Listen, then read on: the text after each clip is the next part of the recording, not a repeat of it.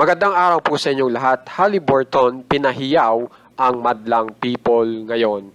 Ngayon po ay naka Game 6 na po ang OKC versus Pacers. At ang maganda po dito ay talagang maganda po ang pinapakita ng Pacers, lalong-lalo na po si Haliburton. At dito po ay sa eksenang ito ay pinahiyaw po talaga ang mga fans ng Pacers ni Haliburton. Panuorin po natin.